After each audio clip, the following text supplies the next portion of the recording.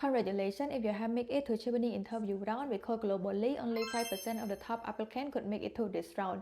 Hi, my name is Jenn. I'm currently the Chevening scholar majoring in law, and today I'm going to tell you a few information of the interview, including the structure, how to ace it, and some of the questions at the end. So when you get an interview email from Chevening, there will be a time and date slot that you can choose to come in whenever suitable for you, and those will be based on first come first serve basis. The panelists will be 3 people, and during my time in Cambodia, one of them is the British ambassador in Cambodia. Additionally, the interview will last around 30 to 40 minutes, and here is how to ace it. There are 4 tips that you can do. The first one is to have an interesting introduction. A good and memorable introduction will make you outshine on the applicant. Don't just come in to say your name, where you study, or where you work. Come in and show your passion right away. I will put the example for you to see below, and be careful to not make this introduction over 2 minutes because we do not want to know your whole life story, we just want to know who you are. Second, do not repeat what you have write in the essay, instead elaborate it more. In the essay, there is a limited word count for you to write, therefore if there is any additional information, you should mention it during the interview.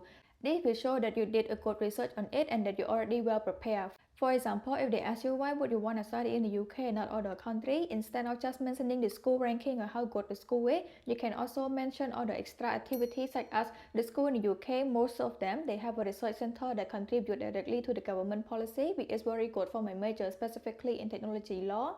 Second, there is a research center called CREAC in my university that usually hosts public lecture on topics as creative economy, intellectual property, and technology law, which is very useful for me.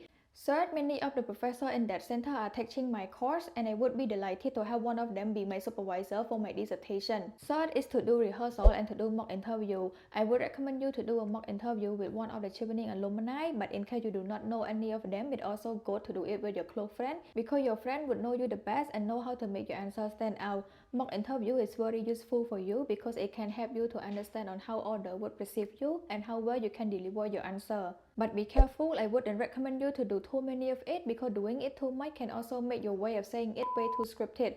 In my time, I only did 3 mock interviews and I spent most of the time revising my answer and how to answer the question differently because sometimes the same question can be asked different. Fourth, if you already secured the unconditional offer from the school, make sure to tell the panelists that so that they know you are ready to kickstart it. However, if you are not ready, then it's also okay because the interview is not a deadline for you to submit unconditional offer.